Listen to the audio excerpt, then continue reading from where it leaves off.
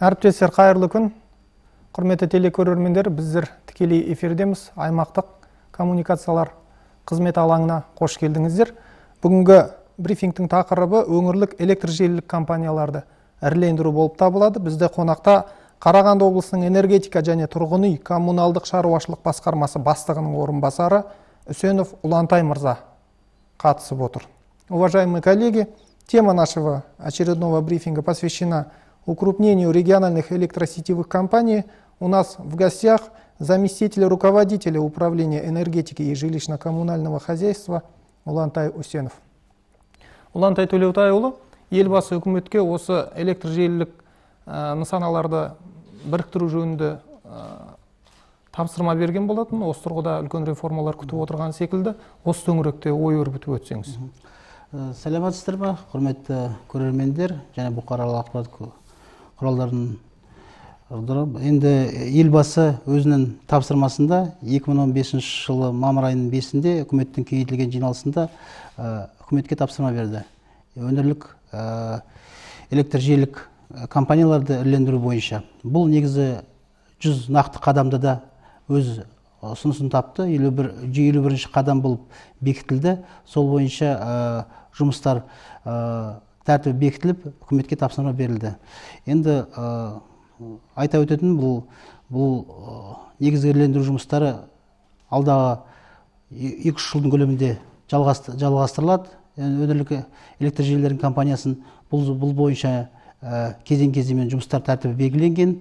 Сондықтан енді айта кететінім бұл ірілендіру жұмыстары үлкен ауқымды болып есептеледі.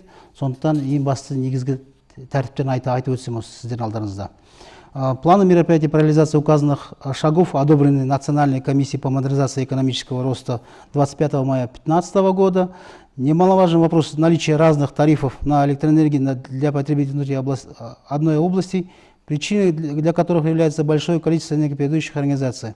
Это приводит к разным тарифам не только внутри одной области, но и к разным тарифам на соседних улицах. Все это создает неравные условия как для потребителей, так и для малого и среднего бизнеса внутри одного региона. В регионе функционируют 3-4 мелких энергопередающих организаций. Решить данный вопрос необходимо путем укрепления энергопередающих организаций, что должно привести к сглаживанию разных тарифов за счет устранения каскадного увеличения тарифов для конечного потребителя при передаче электроэнергии через несколько энергопередающих организаций. Из-за недобросовестного собственника, а также неквалифицированных специалистов предприятия не могут утвердить и доказать тариф в Департаменте по регулированию естественных монополий, что влечет к некачественному обслуживанию и содержанию электрических сетей и подстанций, а также отсутствием аварийного запаса материалов. Основными условиями для укрепления энергопередающих организаций является усиление квалифицированных требований, таких как наличие диспетчерской службы, наличие аварийно-ремонтной службы и необходимой техники, наличие квалифицированного персонала и так далее. Конечная цель укрепления энергопередающих организаций на базе исторического развития электрических сетей не более 2-3 компаний по области. Также к проблемным относится вопрос передачи вновь построенных подстанций и сетей на баланс энергопередающих организаций. В области около 100 километров электрических сетей, находящихся в коммунальной собственности. Кроме того, в области имеется порядка 289 километров бесхозных электрических сетей, по которым необходимо ускорить процедуру оценки имущества и кратчайший срок передачи региональной энергопередающей организации.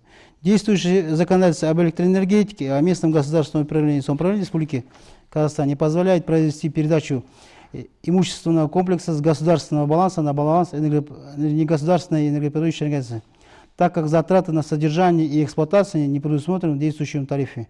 Аналогично на эти цели не предусмотрены затраты и у госорганов. В связи с чем необходимо внести дополнения, изменения в действующие законодательства о Гражданском кодексе и других подзаконных актах по сокращению сроков процедуры передачи электрических сетей. При этом необходимо решить следующие вопросы. Процесс передачи электрических сетей в собственность энергопередающих организаций, вопросы уплаты налогов и принятия на баланс имущества со стороны энергопередающих организаций.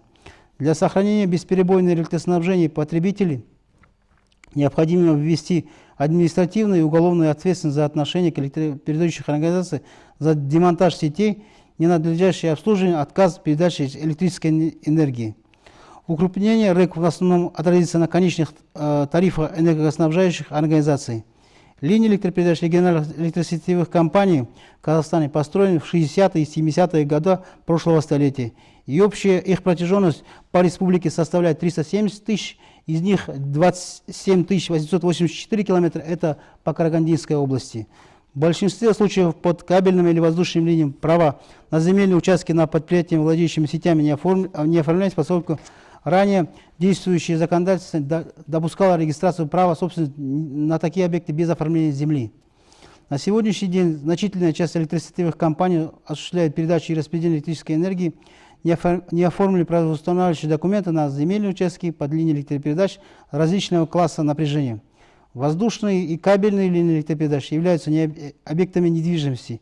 После принятия Земельного кодекса Республики Казахстан в 2003-2007 годах началась массовая регистрация земельных участков, и в большинстве случаев земельные участки под кабельными и воздушными линиями электропередачи местными исполнительными органами были переданы в частную собственность лиц, не имеющих владельцами сетей.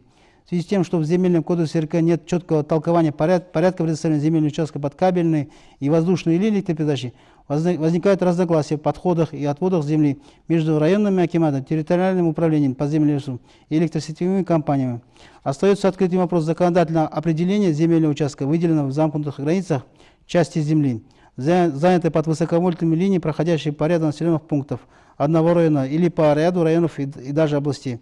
Кроме того, на 1 километр линии ВЛ-110 устанавливается 9 штук опор, на ВЛ-35 километров 11 опор и так далее. А значит, и земельным актом для линии передач можно будет изготовить такое же количество. То есть такой подход неприемлем. Таким образом, в силу вышеуказанных обстоятельств, электросетевые компании имеют возможность оформить земельные участки за собой и осуществлять мероприятия по государственной регистрации права собственности на кабельные и воздушные линии. В соответствии с действующим законодательством необходимо наладить уполномоченным органам компетенцию утверждение нормативных актов в соответствии с этим требованием. На сегодняшний день Министерством энергетики уже ведется такая работа и вносятся изменения в нормативные правовые акты. Как бы хотелось общим языком объяснить, что у нас существующие энергетические компании, у нас по области имеется 34 энергопередающие компании. Общая протяженность электрических сетей по области составляет 27 884 километра. 814 подстанций имеются у нас по области. И, как вы знаете, у нас электрические линии находятся в степях, в населенных пунктах, во дворах, по улицам проходят. И по действующему законодательству оформлять технические паспорта на эти объекты как-то сложновато, потому что линия проходит, а под ней в некоторых местах находятся поля, огороды, некоторые даже имеются дома, поэтому как-то оформлять их технически как-то в том законодательстве, которое имеется, не оговорено. Последующая передача это тоже является, когда оформляется, только оформляется сама опора, и вокруг нее защитная зона, около полуметра. А на высоковольтных линиях около метра и около 10 метров. В таком радиусе работает. Ну, как вы знаете, в населенных пунктах, в степях, это является пастбищным местом, где выпасывается скот, где проводятся землеустроительные работы, поэтому это является, с одной стороны, сложным вопросом. И в советское время вся система Карагандинской области и бывшего Жезганского региона, она находилась в двух энергопередающих компаниях. Сейчас по области имеется 34 предприятия энергопередающих, которые зарегистрированы в Дареме, которые снабжают электроснабжением населенные пункты, предприятия и тому подобное. Министерством как бы в рамках 100 шагов разработано мероприятие, по 100 шагам конкретных шагов, в котором оговорены сроки и мероприятия, по которым будет проводить эта работа. Одним из шагов является, что внести как бы службу, провести общий мониторинг по всей республике, объединить эти все РЭКи, но провести эту как бы законодательную работу. Весь план мероприятий составлен 15 марта 2016 года и подразделен окончательно до ноября 2018 года. Эти работы будут проводиться министерством. И думаем, после того, как это все объединится, у нас по области будет оговорен механизм, потому что в действующем законодательстве не указаны мероприятия, как это будет передаваться. Как вы знаете, что у нас частная собственность охраняется Конституцией, и все подзаконные акты принимаются под Конституцию, что частная собственность неделима, и ее изъятие законодательным не предусмотрено. Только продажа, купля, только в таком варианте как бы рассматривается. Мы думаем, что в Гражданский кодекс будут внесены изменения, где будут оговорены способы, варианты, как это будет проходить безболезненно. И после того, как это мероприятие будут проведены, мы думаем, что конечному потребителю, населению удастся снизить тот тариф, который имеется в разных регионах по-разному. Спасибо большое. Мы переходим к сессии вопрос-ответ. У нас на очереди «Комсомольская правда». Елена Келлер, газета «Комсомольская правда», Казахстан.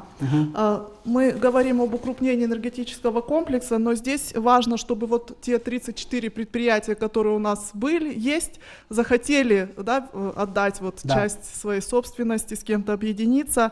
И вот глава области на брифинге говорил о том, что необходимо создать механизм стимуляции компаний, чтобы они сами пришли к идее вот этого укрупнения. Что на сегодня сделано по созданию этого механизма, и если можно, вот в чем уже, если есть такие наработки, суть этого механизма будет состоять?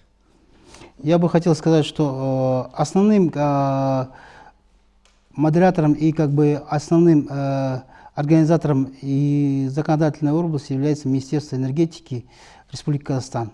На его базе сейчас создана рабочая группа, которая сейчас, как я сказал, проводит анализ всей деятельности энергетических компаний, собирает все данные по существующим электрическим, энергетическим сетям по всей республике.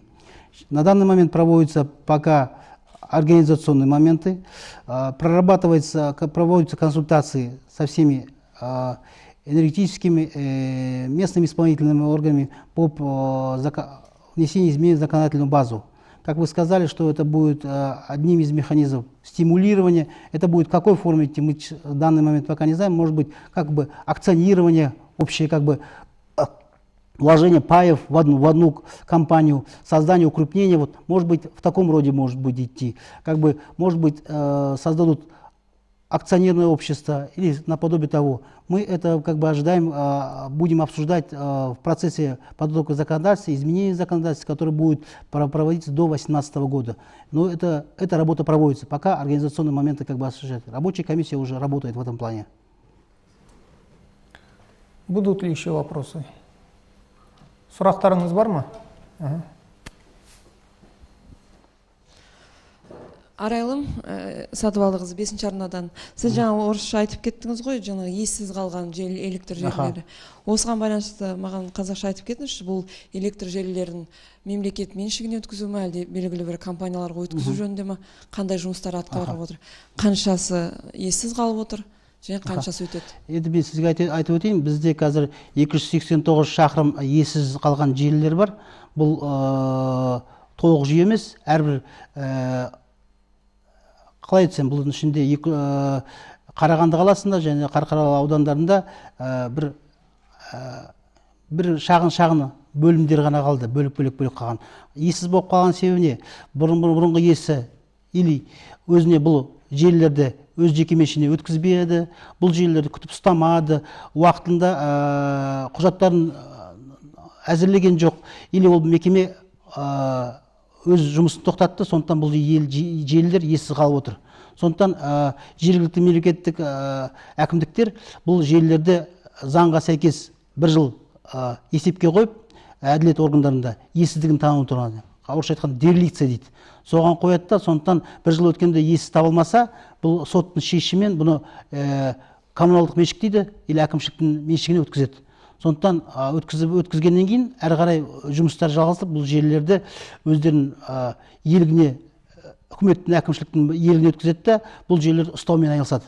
Сондықтан қазіргі таңда 289 желіден 200 шақырымы бойынша ессіздігі тану туралы деликция соған тіркеуге қойылды.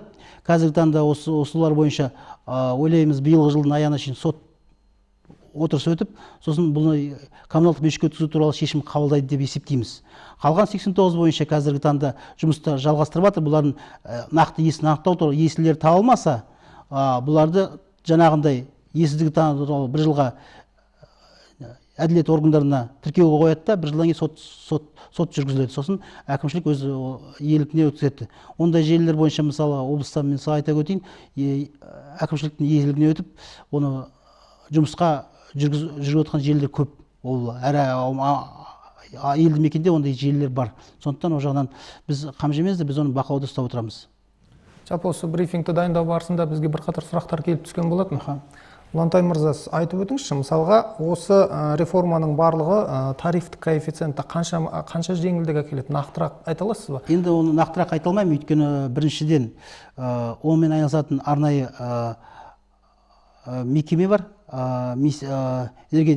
Экономика және ұлттық экономика министрлігінің қарамағында антимонополдық мекеме бар, сол мекеме айналысады, сондықтан солардың құзыреті жатады.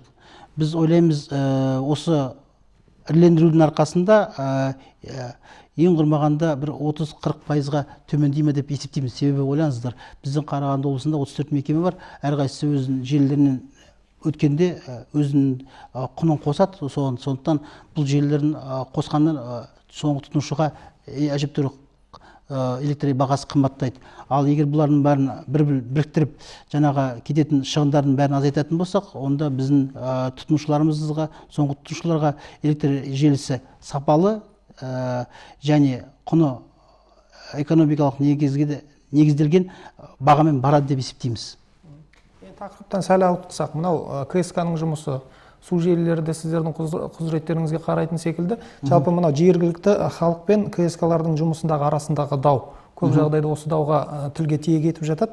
Жалпы кез келген үйдің тұрғындары КСК-ның жұмысын қадағалап, оның көңілінен шықпайтын болса, оны заңдық негізде басқа жаңағы адам сайлап өздері сол шаруашылықты жүргізе ала ма? Осы тұрғыда бір ауыз. Енді мен сізге айта өтейін, өткен аптада Қазақстан Республикасының ұлттық экономика министрі Бишімбаевтың осындай брифингісі болды. Бүкіл республикаға сол брифингде нақтылап айтып өтті. Бізде бар тұрғын үй коммуналдық шаруашылығы заңы 97 жылы қабылданған. Бұл бұрынғы СНГ елді мемлекетіндегі ең алдыңғы заң болып есептеледі. Сол заңда негізгі әр азаматтың өзінің тұрғын үй қатынастарында құқықтары толығымен көрсетілген. Сол құқықтарына байланысты, ол өз заңға байланысты өз құқықтарын талап ете алады. Сол заңға сәйкес ол айтамыз ғой, мысалы, басқару ұйымы, әйтпесе үйдің құзыретін жұмысын қамтамасыз ететін мекеме бәрі сол тұрғындардың өз иелігінде. Сондықтан олар өздері өз үйлерінің басқаратын мекемені сайлай алады, одан жылына бір рет есеп беруін талап ете алады, оны кез келген уақытта айырбастай алады. Сондықтан әр азамат өзінің құқығын біліп, сол құқығына сәйкес өзі талап қоя білсе, өздерінің үйлерін басқаратын мекемеден, бұндай ауытқулар, ренжіштер болмайтын еді. Сондықтан әр азаматқа біз талап етеміз, заңды қараңыздар, сонда әр нелер көрсетілген. Біз бұл бойынша ылғи халықпен жүргенде кездесулер өткізгенде түсіндіреміз. Сіздердің құқықтарыңыз, сіздер жылына бір рет есебін тыңдап, өз әр уақытта ұйымдастырып, ол адамды айырбастай аласыз. Мүмкін керек болса, жаңағы басқару пәтер иелер кооперативі бола ма, сервистік компания бола ма, или бір тұрғын бола ма, бұл азаматтар өздері шешу керек. Сондықтан ол құқылы айырбастауға, оны әр уақытта. Бірақ үйді қыс маусымына жылумен қамтамасыз етуге, сумен уақытылы етілуге, электр желілерге жауап беруге сол адамды сайлап, сол адамнан талап етуге олар міндет қойылады ол адамның алдына. Бұл жерде енді көп жағдайда үйдің тұрғындары зейнет жасындағы адамдар болғандықтан, олардың кейде заңдық тұрғыда сауаты жетпей жатады. Сол бізге хабарласқан кезде олар айтады, осы сіздердің қабылдау күндеріңіз немесе кімге жолығуға болады, осы тұрғында мәлімет айтып өтсеңіз. Мен сізге айтайын, бізде білесіздер, әр бөлінісіне байланысты Қарағанды облысында тоғыз қала мен тоғыз аудан бар. Қарағанды қаласында мысалы оған қоса 2 аудан бар, Қазыбек би мен Октябрьский аудан. Солардың уақыттары бойынша айына білет әкімдер қабылдайды. Әр айына білет орынбасарлар бар. Тұрғын үй коммуналдық шаруашылығын бөлімдерінің басшылары бар, солар қабылдауына болады. Тұрғын үй инспекциясының қызметкерлері бар, олардың өздерінің кестелері бар. Неден болса бізде облыс әкімдікте өзіміздің кестеміз бар. Сол уақыттарда облыстың әкімшілігіне басқарма басшысына маған қабылдауға келуге болады. Ол кестелер бізде неде ілулі тұр, кіреберістерде, әкімшілікте. Сондықтан онда ешқандай не жоқ. Әрбір біз есігіміз ашық. Неден болса бізге де хат жолдап, сайт арқылы өз өтініштерін білуге болдырады. Немесе 410571 телефон арқылы хабарласса, біз ол өтініштерді қабылдап, оны уақытында дер кезінде жауап беруге тырысамыз. Сондықтан ол жаңа ешқандай неміз жоқ. Егер керек болса жаңағы шақырса, жаңағы өздері тұрғын үйлер өзі есеп беру линияларына егер керек десе, әкімшілік қызметкерлері, аудандық, қалалық әкімшіліктің қызметкерлері ол нелерге сұраныстар бойынша қатыса алады. Сосын сол жерлерде де түсіндіру жұмыстарын жүргізе алады. Жақсы, рахмет. Будут ли еще вопросы? Пожалуйста. Николай Кравец, газета «Взгляд на события». Я вот хотел узнать, у нас в основном освещенные улицы, это вот, на которых едут автотранспорт, а внутри дворов освещение не во всех. Хотелось бы узнать, вот как решается этот вопрос, и поступают ли у вас как бы обращения, да, карагандинцев по этому поводу? Ну, давайте я скажу первоначально. Уличное освещение, это является, как бы к этому вопросу не имеет отношения, это является благоустроительными работами. Но я отвечу. Благоустроительные работы по Караганде, как вы видите, проводятся ежегодно. Ежегодно проводятся основные улицы, но сейчас основной упор делается у нас для чего? В сторону энергосбережения. Потому что максимально строить электрические сети и их не модернизировать, это приходится накладно для бюджета и для качества предоставления услуг по уличному освещению. Вы видите, сейчас в Караганде проводится реконструкция, полностью замена опор и асфальтирование по улице Ленина, Сатпаева. Там видите, что заменяются опоры, там старые опоры были, они провода провисали. Сейчас акимат города взялся за эту работу, проводит эту работу. Они хотят в основном сейчас провести модернизацию и в рамках энергосбережения основных центральных улиц, а потом также подключить к этим сетям дополнительные дворы, улицы, чтобы можно было подключить. Потому что невозможно, если электричество как проходит по проводам, а где-нибудь построить опоры, а их не подвести электролинию, не получится. А подключиться в этих дворах, например, существующим сетям, которые подпитывают, например, в некоторых годах для коттеджей, это невозможно, потому что напряжение там не для этих домов только рассчитано на эти дома, а дополнительная нагрузка это не выйдет. Поэтому проводится модернизация, замена уличного освещения на энергосберегающие светильники. С последующим будет как бы эта работа проводится, это ежегодно проводится. Если хотите, можете обратиться с заявлением именно по конкретной улице, когда это будет сделано. Акимат города готов предоставить информацию по каждой улице, какой план мероприятий у них разработан, поэтому эта работа будет проведена в любом случае. Можно узнать изношенность электросети? Изношенность, я по городу Караганде как бы не владею информацией по области. По области у нас имеется информация, что около 70% уличного освещения находится плачевно, а 60% электрических сетей тоже как бы находится в плачевном состоянии, поэтому она требуется проведения реконструкции. Будут ли еще вопросы? Пожалуйста. Как решается у нас вопрос по бесхозным сетям? Вы озвучили, что 280 километров достаточно большой, то есть вот на чей баланс они передаются? Ну, давайте я вот только что объяснил, что, что 289 километров электрических бесхозных сетей, которые у нас по области только имеются, это в основном у нас Каркаралинский и город Караганда. Сейчас акиматом 200 километров электрических сетей бесхозно поставлены на дереликцию. Следующий будет подан иск в суд о признании этих сетей после истечения года, признании этих сетей бесхозными и передаче в коммунальную собственность. И дальнейшему содержанию предприятиям, которые акиматы определят. на их баланс будет переведено на доверительное управление или последующее содержание. Но эта работа будет проводиться. Жақсы, енді мынау жалпы мәліметті айтып өттіңіз. Бізде мына жаһандық ахуалда электр тапшылығы, энергия тапшылығы көп сөз болып келе жатыр. Осы жөнінде бір ауыз мәлімет айтып өтсеңіз, бізде қалай? Енді мен сізге айтайын, бізде кейінгі осы 3 жылда үкіметтің және біздің энергетикалық компаниялардың жұмысының арқасында, нәтижелі жұмысының арқасында бізде айтады ғой, энергия дефицит деп. Электр энергиясының жоқтығы жоқ деп есептеуге болады. Біздің мәлімет бойынша, бізде энергетика министрлігінің беріп отырған мәліметі бойынша, Қазақстанда 3000 мегаватт электр энергиясы артығымен бар. Тұтынушы керек. Сондықтан қазіргі таңда бізде бүкіл энергетикалық станциялар толық күрделі жөндеуден өткізіліп жатыр. Ол, мысалы айтайын, бізде Қарағанды облысында мысалы 9 энергетикалық станция бар, соның қазіргі таңда 4-інде, 5-інде күрделі жұмыстар жүргізіліп жатыр. Ол дегеніміз энергетикалық турбиналар айырбасталып жатыр, пештер айырбасталып жатыр. Бұл жұмыстар жалғастырылып жатыр. Соның арқасында бұл бүкіл республика бойынша бұндай жұмыстарды жүргізіп жатыр. Соның арқасында бізде қазіргі уақытта электр тапшылығы жоқ.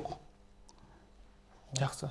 Сондықтан айта кетейін, сондықтан бұл жұмыстар әрі қарай жалғастырыла береді. Сондықтан кім электр энергиясы керек, соған ең бастысы жеткізіп беру.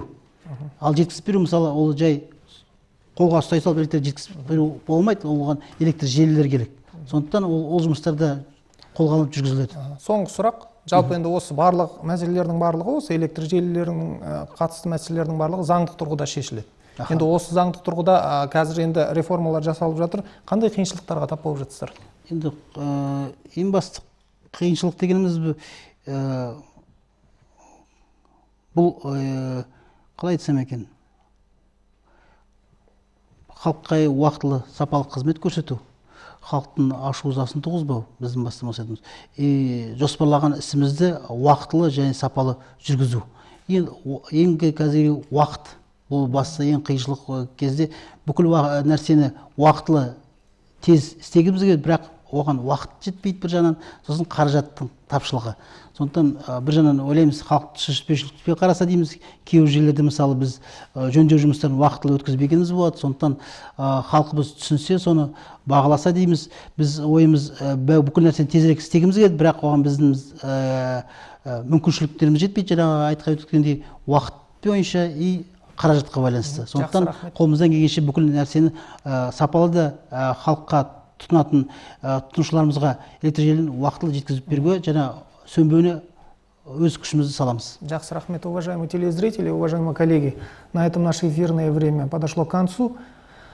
Выражаем благодарность всем приглашенным.